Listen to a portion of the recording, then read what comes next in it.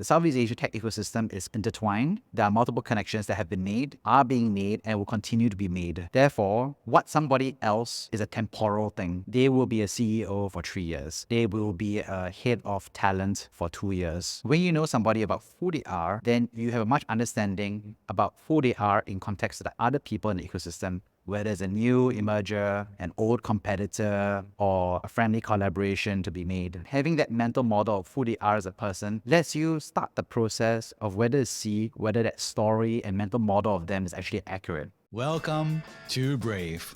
Learn from Southeast Asia's best tech leaders. Build the future, learn from our past, and stay human in between. No BS on success. I'm Jeremy Au, venture capitalist, serial founder, Harvard MBA, science fiction nerd, and dad of 2 daughters. Every week, we debate startup news, interview changemakers, answer listener questions, and share personal insights. Join our movement of over 40,000 members and get transcripts, resources, and community at www.bravesea.com. Stay well and stay brave. Evo Commerce sells premium affordable supplements and personal care electronics, operating in Singapore, Malaysia, and Hong Kong. Strive brand sells salon-grade quality products for home use and using direct-to-consumer channels through its online retail channels and physical shops. BBAC is the leader in hangover remedies in over 2,000 retail outlets across the region. Learn more at bbac.co and stryv.co. I had the opportunity to go on a walk with somebody who is a listener of the Brave podcast. She asked me a really interesting question, which was, "Hey Jeremy, what's the key insight that you learned from the podcast? What's the most important lesson that you've learned from talking to so many movers and shakers and pioneers across Southeast Asia?" The question was interesting because she was expecting me to share something about hard knowledge, right? There's like core insight that is a super weapon in terms of being a founder or VC.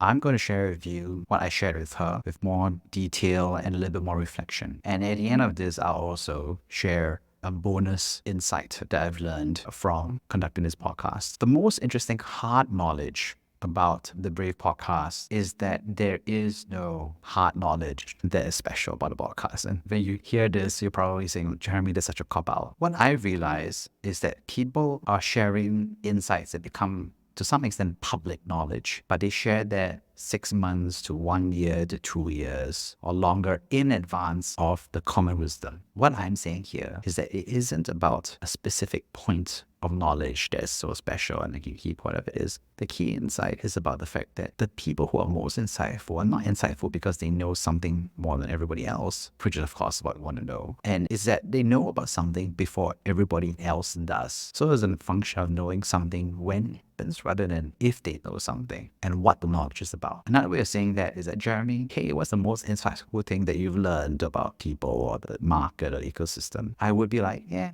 if I told you what I know and felt, you would be like, 'Oh, Jeremy, but I already know about this.' Oh, Jeremy, you're sharing about the fact that the Southeast ecosystem has much more difficulty in terms of exit outcomes and so forth." And I would be like, "Yeah, there's a point," which is that they are sharing this point that we all currently understand as public wisdom amongst those who are in the know, maybe the top 20%, top 30% of the ecosystem, was once upon a time only held by the top 10%. Which was in turn only held by the top 5%, which in turn was held by the top 1%, and then which was in turn held by only the 0.1%. In other words, somebody came to that realization first, years in advance, 1 year in advance, 6 months in advance. What I'm trying to say here is that knowledge has a bit of a diffusion curve. There's a certain truth. People discover that truth first early, and then there's a bit of a bell curve where a small number of people are the pacemakers, the pioneers, and then they cascade that, and then they go to the larger common wisdom. Therefore, the best insight is not a static thing about, "Hey, Southeast Asia has this level of return, but these are the best funds, or these are the best startups and founders." The key insight for me is that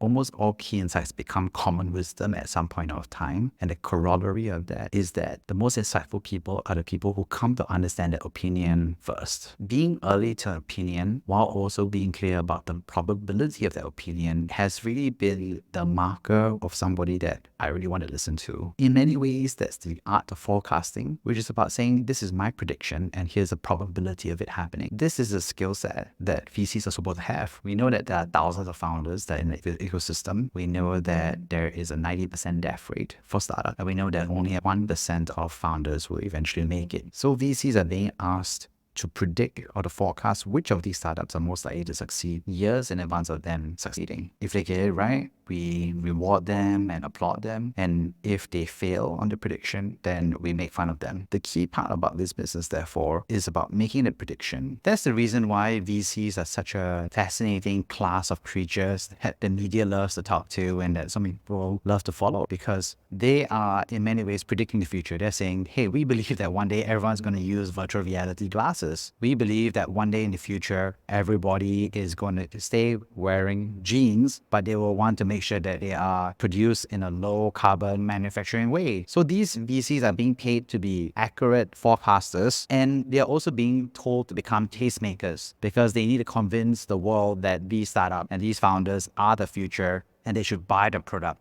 In other words, they have to be a bridge and advocate and champion of these early pioneers to the mass. And so they turn up on photos, they turn up on podcasts, they turn up on media talking about, hey, this is the future and it's inevitable that this future will come to pass. So the biggest secret I've learned on the Brave podcast is that there are no secrets about the market, but that some people have access to that information earlier and have the conviction to champion and articulate it earlier. And most importantly, the people who succeed in the private markets like VC or private equity are able to take action on that data with entrepreneurship, with capital, with coordination of labor and media to take advantage of that opportunity. The other secret I learned while on the podcast is really actually about the personal stories of people. I really enjoy interviewing people that I do know as well as people I don't know. I think for people I don't know, obviously, it's a great opportunity to learn about them as a person. Even for the people that I do know as acquaintances or friends, I'm often surprised by the podcast interview where I get to hear about an aspect that I never really got to hear about them before, which is their story about themselves. A person's story about themselves is a real because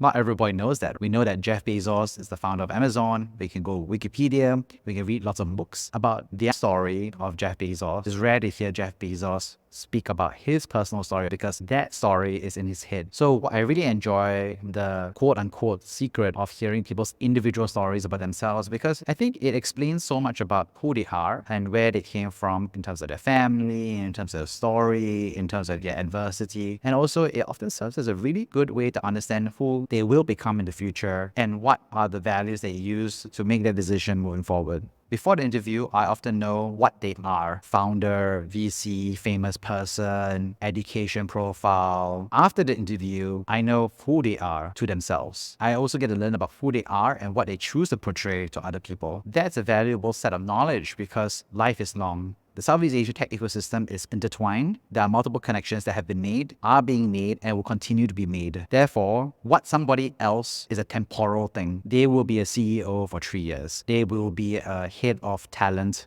for 2 years. When you know somebody about who they are, then you have a much understanding about who they are in context to the other people in the ecosystem, whether it's a new emerger, an old competitor, or a friendly collaboration to be made. Having that mental model of who they are as a person lets you start the process of whether to see whether that story and mental model of them is actually accurate. Sure, I met them once or twice at a conference. Sure, I've done a podcast interview with them for an hour to hear them share about their personal journey. And then 2 years later, I meet them again for coffee. 5 years later, I meet them for a dinner party. All those data points are individual photographs of a static moment. Stitching them together creates that very 3D representation of a movie of who they are. Once you have seen that movie for them over the course of 1, 2, 3, 4 years, then it's better for you to be able to fast forward and predict who they are going to be in the future. Now, I'm not saying anyone should do this because it's transactionally better or it's a professional skill set to be built. It's just a natural way of every human social being. If my father opens up the newspaper and sees a certain headline, I can predict what he's going to say because I have a mental model of who he is as a person. I can buy gifts and experiences for my wife because I know what she likes and what she does not like. I have a mental model of my father. I have a mental model of my wife. So all of us are walking around with mental models of our colleagues, our bosses,